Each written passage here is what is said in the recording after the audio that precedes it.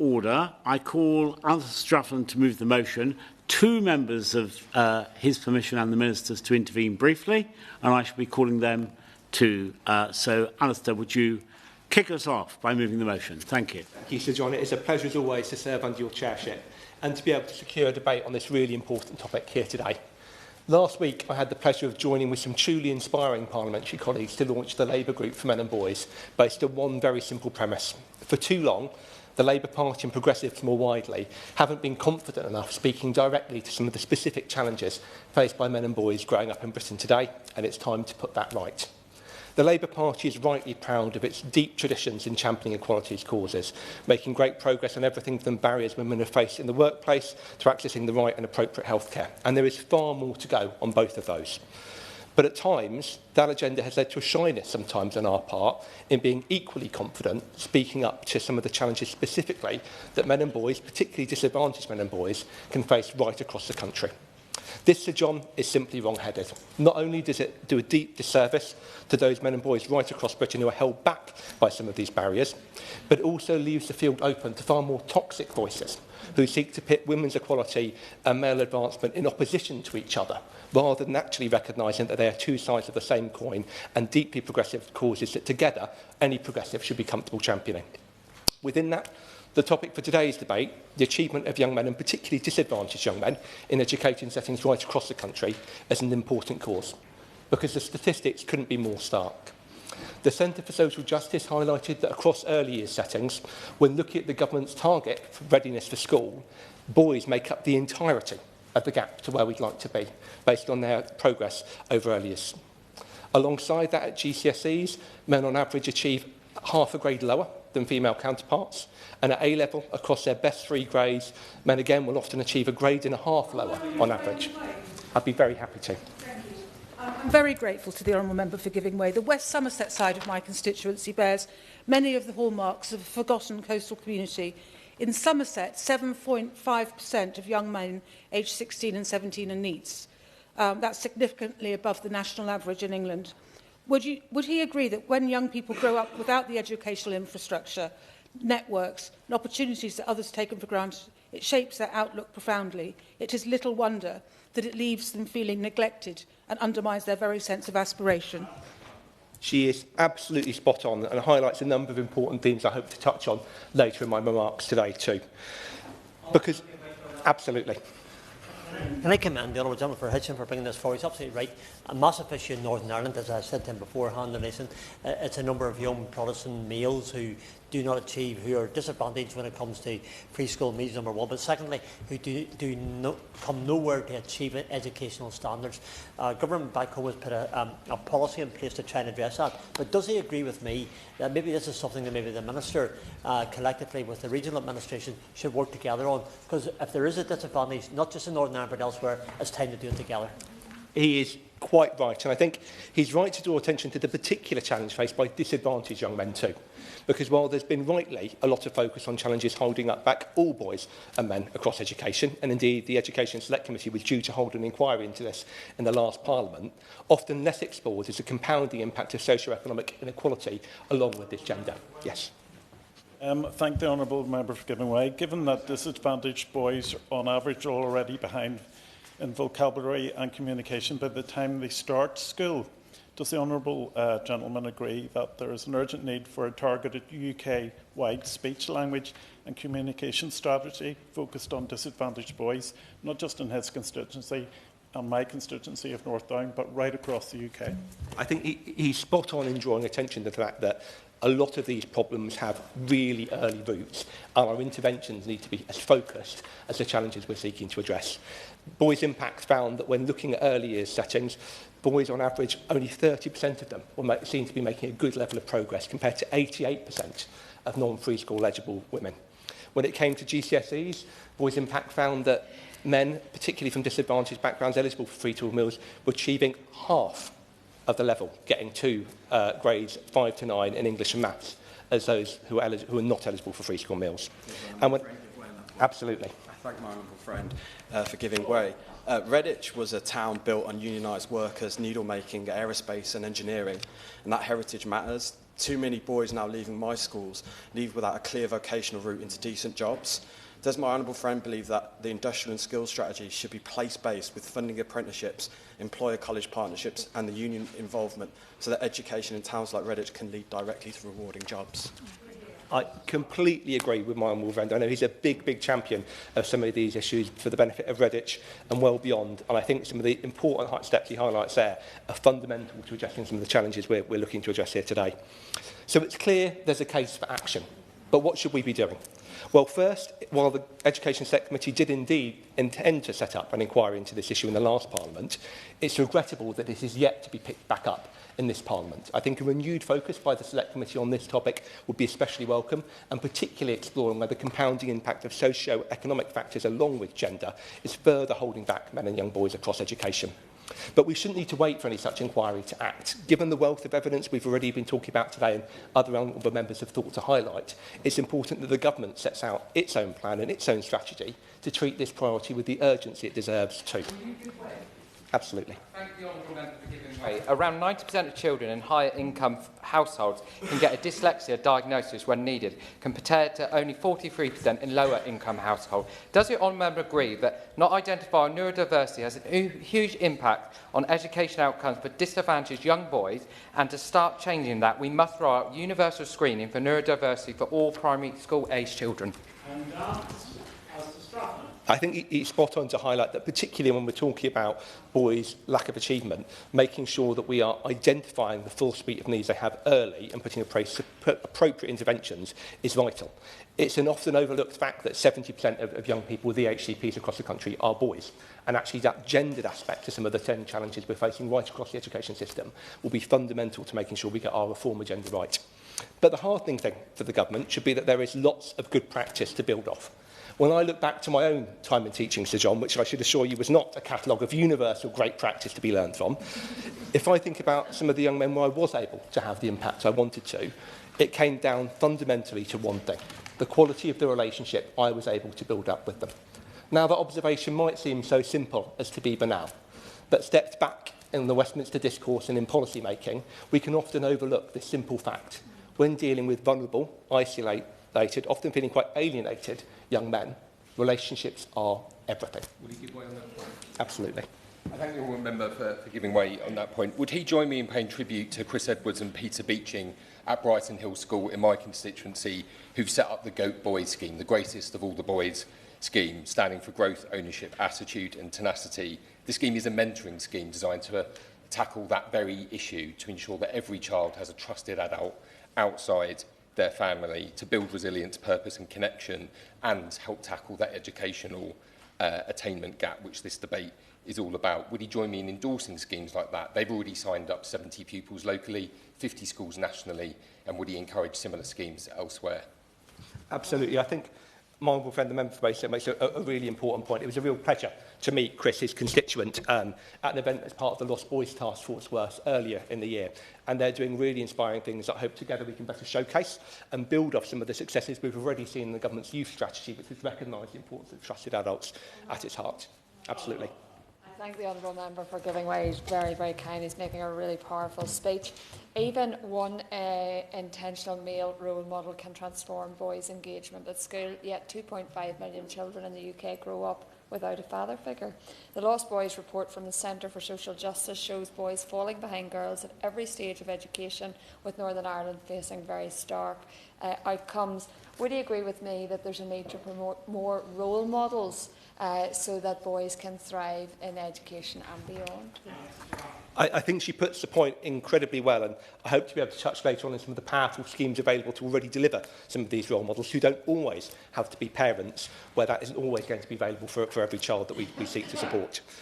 Looking out, though, across these vulnerable young men, it's little wonder sometimes that they have these reasons to be feeling mistrustful and alienated from the system. All too often, media and social discourse can paint them sometimes as problems or even worse, abusers in waiting, rather than recognising the real strengths and assets they could be and often are to our communities. Indeed, research by the Boys Impact found that these narratives could be incredibly pervasive amongst media commentary around young men's achievement, and worse still, held actually by a significant minority of teaching staff too. with all of the impacts you'd then expect in terms of how young people felt comfortable in those classrooms, in their own sense of belonging and willingness to engage. We've got to put this right, and we need to put a strength-based relational model to connecting with young men across the education system back at the heart of our work. There have been some really good examples of delivering this already, not just those already mentioned by honourable members, but it's been a real privilege to work with groups like Football Beyond Borders and Beyond Equality to see firsthand the inspiring work they're already doing in schools across the country to demonstrate the impact that relational practice can have, giving young men space to define and talk through on their own terms what it is to be a man in Britain today and what their aspirations for a good progressive life could look like. It's little wonder, seeing the incredibly moving and powerful impact that these interventions can have, that they've been held by so many school leaders. But the really important thing to note is that these interventions are scalable. Boys Impact have shown through their 16 hubs right across the country, working with hundreds of educational leaders and organisations, that by rolling out strengths-based relational approaches to working with disaffected and disadvantaged young boys, you can have really powerful impacts, improving attainment, attendance and a sense of belonging, and something that I think we should be looking to consider and learn from as part of our wider approach to curriculum reform and the school's white paper. It shouldn't just, though, be this mindset that we need to change. We also need to learn from specific interventions that can have a meaningful impact too. Other members have rightly highlighted the importance of role models. And we know when working with disaffected young men that things like family figures, father figures and community figures can have really powerful impacts in transforming their life chances for the better. That's why we should be looking to learn from models like Australia's powerful dads clubs, which convene dads across 250 schools in Australia to provide greater support, greater engagement in their child's learning, and activities like read-along clubs and after-school sessions, which help support those fathers to take a more active role in their child's development, with all of the powerful impacts based on the Fathering Institute's work that you'd expect for that young person's attainment, achievement and sense of self. It's important to recognise, though, that not every young person will have a father figure available to them. But the really encouraging thing is that shouldn't matter when it comes to establishing positive male role models. Lads Needs Dads are already doing inspiring mentoring work in schools right across the country to show the value of bringing in volunteers to work as peer mentors for young men, and particularly with a focus on literacy. At a time when we know that reading for pleasure is far less common amongst young men than it is amongst women, and literacy is so important for underpinning so much of success in early years and beyond, these types of interventions have shown that it can be a powerful tool in driving up literacy, driving up engagement with reading amongst young men, but also improving young men's own sense of self and belonging by providing them that important male role model for an effective peer mentor. Recognising that, some of the government's wider work to encourage more male role models, both in early year settings and primary settings, is to be encouraged. We know the gender disparity in those workforces has been allowed to kind of fly under the radar for far too long, and I'm really glad to see it achieving a central role in the new workforce strategy. But we need to build off that. We need too to recognise, though, that there are a wider range of factors that can sometimes hold back boy success as well. As Richard Reeves put it, sometimes when dealing with young people, particularly at an early age, rather than seeking to address their needs, we can simply see them as malfunctioning girls. The Institute for Early Years Science rightly points out that when young people, and particularly very young people, lack access to the exercise and activities they sometimes need to burn off steam as young men, it can lead to them misbehaving in ways that all too often are construed as misbehaviour, rather than actually just simple failures to self-regulate. Now, again, there are lots of interventions in early years and primary settings that are leading the way and showing how you can address this. Great use of outdoor, active learning and daily miles is shown in primary settings and earlier settings to help improve boys' sense of belonging, improve their behaviour and improve their engagement as a result. And as we look to further think about how we can forensically break down these barriers for young boys' achievement, I'd like to make sure we're considering those tools too as part of our work in early years and primary setting to make sure that we really are setting up every young man to succeed. So John, I could go on for far longer than I think I'm going to get time to today, talking about examples of great practice. And it's been really inspiring to hear so many from colleagues already in the room today. There is a wealth of evidence out there to act, and the evidence is deeply compelling about the need to. So we have simply no excuse not to.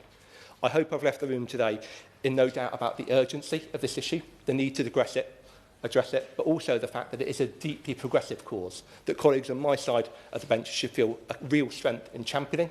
It's central to our mission. It's central to the underlying reason I am a Labour Party politician, breaking down barriers for disadvantaged young people who would otherwise fail to be set up to succeed. We've got a great chance to put it right. We've got inspiring colleagues from across the House looking to support us on this. I'm looking forward to working with the Minister to make sure we do. Thank you. And now brief contributions from a couple of backbenchers who have gone through the proper process and notified both the mover and the Minister. Lee Ingham. Thank you, Sir John. It's an honour to serve under your chairship, and I also congratulate the Honourable Member for Hitchin for securing this incredibly important debate. We know that education should be the great leveller in this country, but for too many disadvantaged boys and young men, it is drastically falling short. I was genuinely shocked by how poorly boys in Staffordshire are doing, particularly once they reach secondary school, but the warning signs are starting early. At the end of primary school, 79% of boys meet the expected standard in science, compared with 86% of girls. And whilst the gap sounds small on paper, it's the start of a stark trajectory we see repeated again and again as boys are moving through their education. So by the time they're reaching their GCSEs, the picture's deeply concerning. In 2024, just 36.3% of Staffordshire boys achieved grade 5 or above in English or maths, and that figure has fallen from the year before. And behind every single one of those percentage point drops is a young person, a young man whose life, their aspirations, their opportunities and future are being narrowed. And we know that research from Higher Education Policy Institute shows that boys who fall behind in education are not only more likely to struggle at school, but face poorer outcomes in life. Boys disengaged from education are less likely to progress into further or higher education and more likely to experience economic inactivity. And the report also warns that a combination of underachievement, weak employment prospects, as my honourable friend spoke to earlier, and social marginalisation can leave some young men more vulnerable to political alienation. So when boys struggle with learning, these difficulties are too often labelled as behavioural problems, leading to sanctions instead of support and allowing these gaps to increase and widen. Too much targeted support arrives late, once disadvantage has already become entrenched. So on these points, I would like to ask the Minister, what more is being done to identify and support disadvantaged boys early on, before those small gaps turn into lifelong barriers? Genuinely, disadvantaged boys and young men have talent and potential in abundance.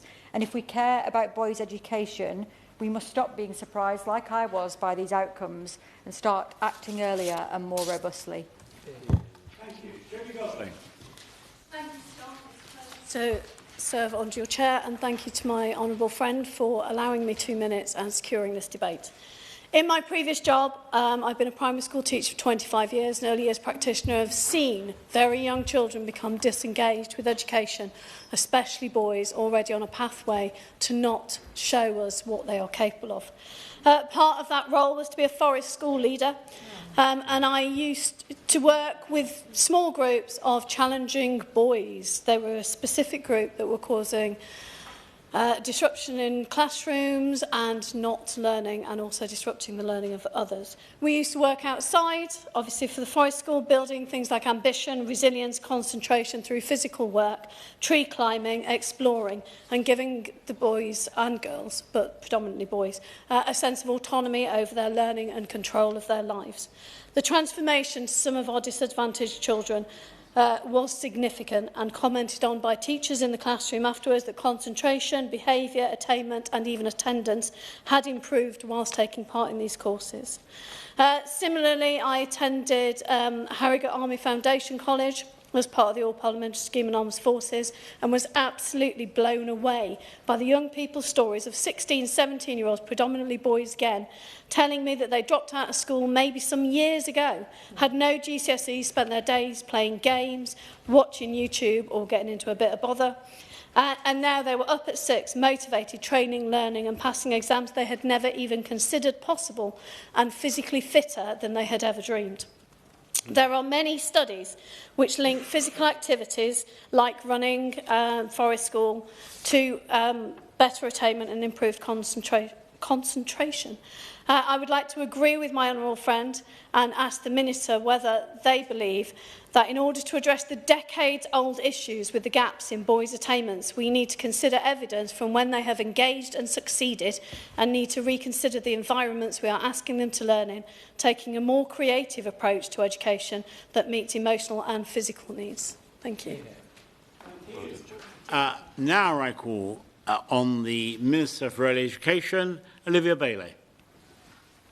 Thank you very much, and I'd like to thank you, Sir John, and say it's an honour to serve under your chairship this afternoon. As the mum of 2 boys, and 2 boys with 2 mums, I would like to begin by expressing my gratitude to my honourable friend, the member for Hitchin, for this valuable debate today. His powerful speech made a clear case for the importance of supporting boys in our education system to succeed. And I do congratulate him on the launch of his new group on men and boys, and hear very much his powerful argument for why this is a progressive cause. So congratulations to you on that. I also have no doubt that he was an excellent teacher and an excellent role model for the boys in his class. He made lots of powerful arguments in his speech, including about the importance of strength-based relational work, talking about the work of Football Beyond Borders, Beyond Equality and Boys' Impact. And of course, my friend, the Honourable Member for Basingstoke, who is, left his place, talked about the Goat Boys scheme as another good example of work that's happening across our country. My friend, the member for Stafford, made a powerful argument about the importance of early support for disadvantaged boys.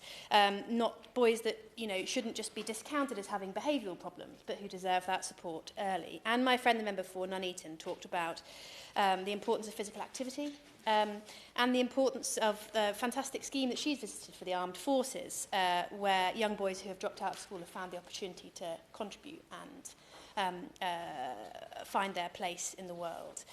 So thank you to all for the contributions. Mr. Sir John, excuse me, I haven't corrected my misters. Sir John, we know that there are far too many inequalities in our education system, and we have heard today some of the data about working class boys.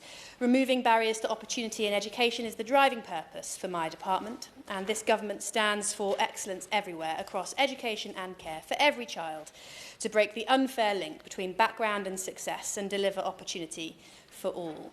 The foundation of our mission is ensuring every child has the best start in life, as we've heard today, happens in children's earliest years, makes the biggest difference to their life chances. On average, 40% of the overall gap between disadvantaged 16-year-olds and their peers had already emerged by the age of 5. And we know that higher proportions of girls achieve a good level of development at the end of reception year compared to boys, as my honourable friend referenced. And in our plan for change, we have set an ambitious milestone for this government, that 75% of children, record numbers of children, will start school ready to learn by 2028. Our Best Start in Life strategy sets out the immediate steps to do that, making early education and childcare more accessible, improving quality in early education and reception classes, and expanding and strengthening family services. And of course, once young boys are in school, every child and young person deserves an education that meets their needs, one that's academically stretching, where they feel like they belong and have the opportunity to achieve and thrive, no matter their background. However, we know that the current school system is not working for all pupils. Too many are not being included, particularly working class children, children with SEND, and every child who could be stretched to go further. This needs to change, which is why our upcoming Schools White Paper will set out our vision for a system that delivers educational excellence for each and every child. And I know that my honourable friend has asked for a strategy for boys in the educational system, and I am sure my honourable friend, the Minister for School Standards, would be happy to meet with him to understand how our vision can best support boys to succeed in school. One area where we are really keen to encourage the participation of boys is in our National Year of Reading. Sir John, this campaign is aimed at everyone because the decline in reading enjoyment is an issue across all sectors of society. However, there is a focus on boys aged 10 to 16. As data shows that only 1 in 4 boys say that they enjoy reading. To help reach teenage boys effectively, we've recruited a wide range of celebrity ambassadors and partners who many boys follow and engage with. And this is alongside 28 million we have committed to drive standards in reading and writing, particularly for those who need the most support, including boys who do underperform in English. My honourable friend also spoke about the importance of role models, and what better role model is there than an inspirational teacher? As part of our drive to recruit 6,500 expert teachers, we're particularly keen to see more male teachers teaching, guiding and leading the boys in their classrooms. We want the profession to attract excellent male teachers who stay and thrive. And of course, this is just as important in the early years too. It's also important, Sir John, that we support boys to have strong mental health and have a broad and positive understanding of masculinity. As part of this work, we will provide access to specialist mental health professionals in every school by expanding mental health support teams, so every child and young person has access to early support to address problems before they escalate. And our revised RSHE guidance also supports pupils to challenge harmful gender stereotypes. And Sir John, when our young people leave school, we remain determined to break down barriers to opportunity and widen access to high-quality education and training. This includes our renewed focus on young people not in education, employment or training, where we know that the proportion of young men aged 16 to 17 who were not in education, employment or training has been higher than that of young women. This is one reason why 34 million has been committed to the NEET prevention package set out in the Skills White Paper, including a new risk of NEET indicator tool to help local areas identify and support young people before they disengage. And this is backed up by the government's £820 million investment in the Youth Guarantee to support young people to develop skills, access opportunities and transition into meaningful employment. Sir John, in closing this debate today, I would just like to underline this government's commitment to breaking down barriers for all and ensuring all disadvantaged boys and young men receive the support, education and opportunities that they deserve. I want to thank once again my honourable friend, the member for Hitchin, for bringing this important debate today, and to all of my other colleagues for their excellent contributions. Thank you, Minister. The question is, this House has considered the educational outcomes for disadvantaged boys and young men. As many of their opinions say aye. Aye. The contrary, no. I think the ayes have it, the ayes have it. Order, order.